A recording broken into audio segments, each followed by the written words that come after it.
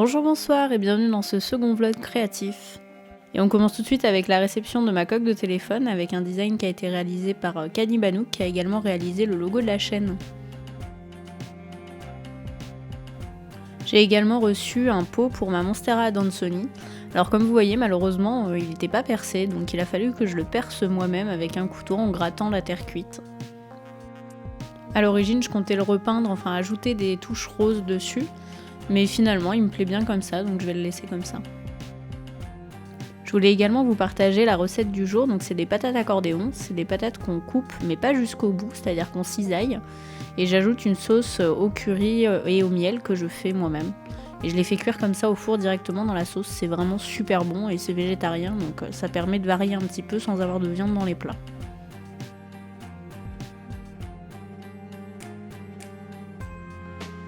Pour terminer cette journée du lundi, je me suis attelée aux finitions du jogging que j'avais commencé dans le précédent vlog. Alors comme vous voyez, j'ai choisi un joli bord-côte pailleté pour faire les finitions, c'est du bord-côte qui me restait d'un précédent projet. En fait actuellement j'ai pour objectif de d'écouler une grosse partie de mon stock de chutes de tissus et de motifs, etc. Et vous verrez en fait dans les prochains jours j'ai commandé des tissus unis afin de faire des associations avec des tissus à motifs pour faire des projets qui vont écouler mon stock parce que j'aime pas avoir beaucoup de tissus dans mes stocks, je préfère les utiliser. Alors c'est pas obligatoire, hein, je prévois toujours des petites boutonnières sur les ceintures de mes pantalons pour pouvoir mettre un cordon au cas où il serait légèrement trop grand.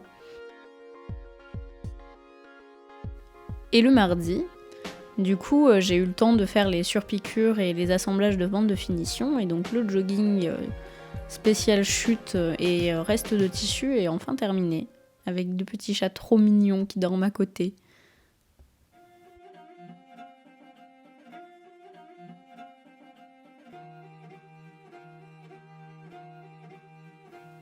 Alors je vous ai pas filmé l'ouverture mais j'ai également reçu deux étagères qui vont me servir pour mettre les plantes que j'ai reçues dans le vlog précédent pour végétaliser ma chambre. J'ai eu une très bonne surprise à la réception, en fait je pensais que ça serait du bois aggloméré et en fait il s'agit de bois massif.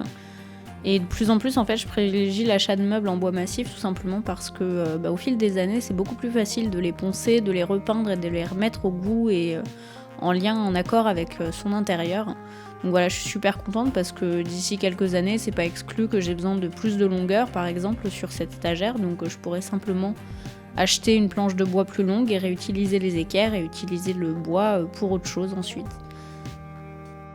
J'ai un peu galéré, mais voilà la première étagère, il y en a une seconde que je fixerai dans les prochains jours. Et on passe directement au mercredi avec une réception, alors c'est le vlog des colis, hein. Vraiment là j'ai reçu plein de choses cette semaine. Et donc là c'est la première réception de tissus et c'est des tissus qui proviennent de Fage Textile, donc fabrique à Jersey. Et c'est là que je commande en fait tous mes tissus extensibles d'habillement parce qu'ils ont beaucoup de choix avec plein de motifs.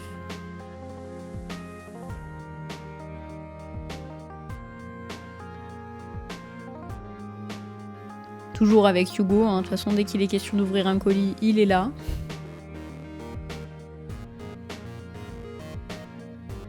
Le premier article du coup c'est du bord-côte gris foncé, donc c'est de la bande de finition pour les joggings, les sweats. Là en l'occurrence je vais l'utiliser pour une veste à capuche et j'en ai pris un peu plus pour d'autres projets au cas où plus tard, vu que c'est un uni, c'est facile à utiliser.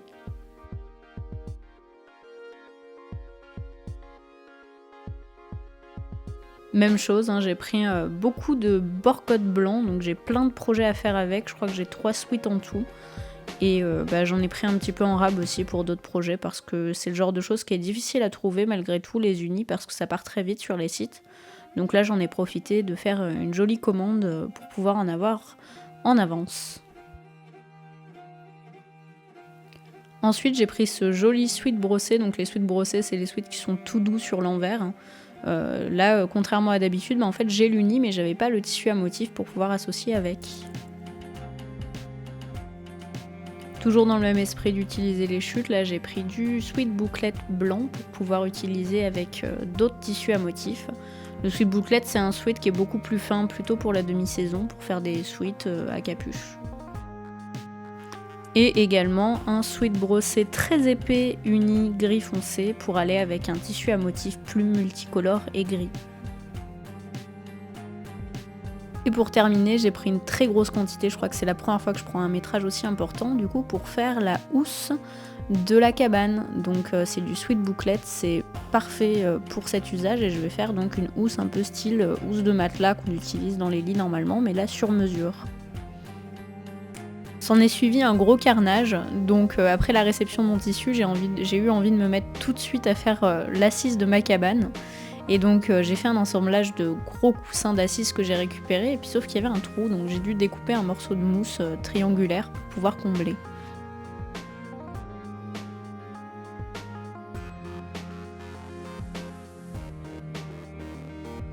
Et j'ai pris mon courage à deux mains pour fixer ma seconde étagère, et franchement je suis vraiment trop contente du résultat, j'ai vraiment hâte que les plantes soient dans des jolis pots.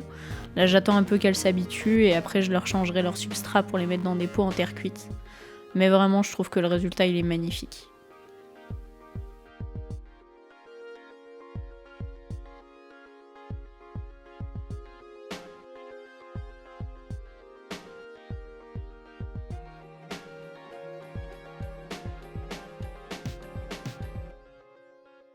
Et sur la fin de journée, j'ai réuni tout mon courage pour pouvoir faire le patron de la housse de l'assise de la cabane. Et ce que vous verrez pas en vlog, en fait, c'est que je me suis trompée, j'ai dû le faire 2 fois. Heureusement, c'est des grands morceaux, donc je pourrais réutiliser les chutes sans problème. Mais ouais, j'ai dû recommencer parce que le patron était assez compliqué à faire, étant donné que c'était pas des angles droits et que c'était une forme atypique. Et le jeudi donc, eh bien, seconde réception cette fois-ci de Mondial Tissu est toujours bien accompagnée. Cette fois, Yona a décidé de sortir du lit pour pouvoir venir voir aussi ce qui se passait dans le carton.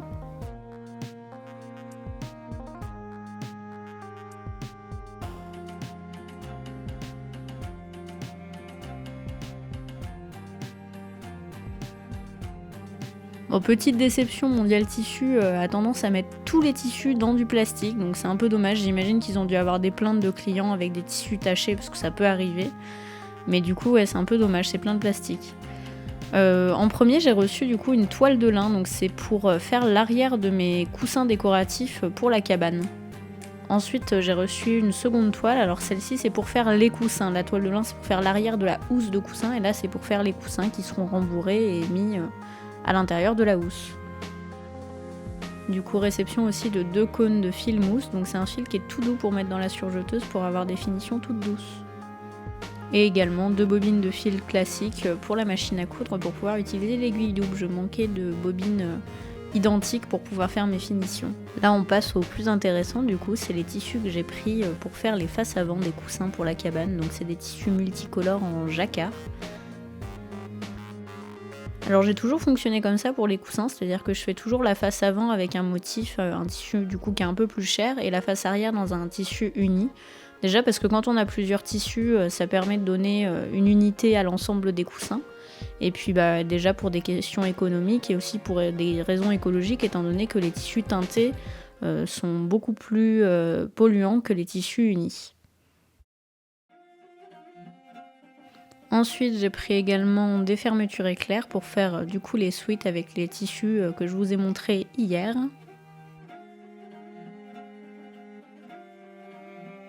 Et pour finir, alors c'est la première fois que j'en achète, c'est du rembourrage, donc de la mousse de rembourrage. Jusqu'ici, j'avais réussi à fonctionner qu'avec de la récup, mais là j'en ai plus du tout, donc il a fallu en racheter. Vu que je suis très peu patiente, je me suis mise tout de suite à surfiler la face avant de 2 coussins que j'avais déjà depuis longtemps, donc c'est des carrés de jacquard avec des motifs. Et le vendredi, après du coup avoir fixé toutes les bandes sur les côtés de mon dessus de housse pour ma cabane, il a fallu faire un immense ourlet qui m'a pris beaucoup de temps et ajouter les élastiques dans les coins du coup des ourlets pour pouvoir avoir quelque chose qui se maintient bien et qui tient bien avec les élastiques comme les housses de matelas que vous avez partout.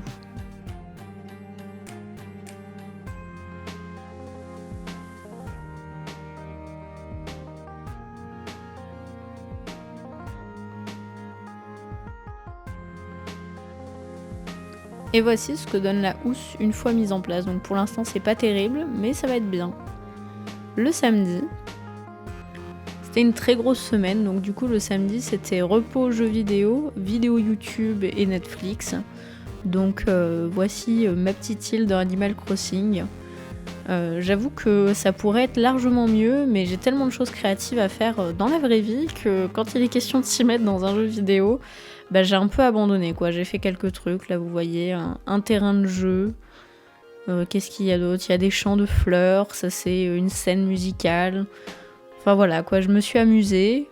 Mais maintenant j'ai plus le courage de faire les finitions et fignonner une jolie île parce que vraiment j'ai tellement de travail à côté que pas le courage, pas le temps.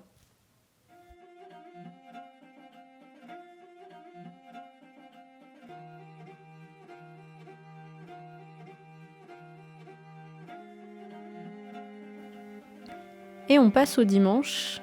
Et comme après chaque projet, il y a du rangement. Hein. Là, j'ai des grands morceaux de tissu jaune. Faudrait que vous me disiez dans les commentaires si ça vous intéresserait une vidéo sur le rangement de l'atelier et l'organisation, parce que j'ai réussi à développer des techniques pas trop mal pour pouvoir réussir à plier les tissus, notamment là vous voyez avec des gabarits en carton, pour avoir des tissus tous pliés de la même manière et bien rangés dans les étagères.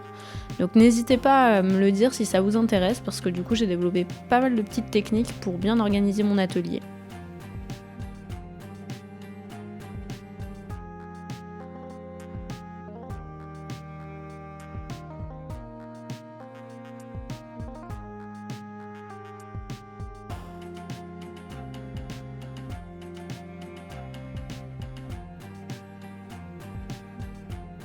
D'ailleurs, je pourrais également vous parler lors de cette vidéo de la conception et de la construction de l'atelier, parce qu'on a dû le faire entièrement sur mesure et en réfléchissant étant donné qu'on était en location.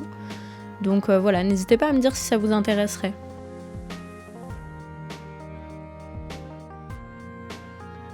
J'en profite justement pour vous faire un petit tour de l'atelier, donc avec un chat caché dans l'étagère.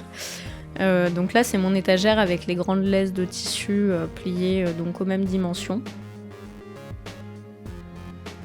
Là, vous avez mon meuble de rangement de mercerie, donc qui est tout étiqueté avec tout ce dont j'ai besoin pour coudre, pour tricoter et pour les loisirs créatifs de manière générale.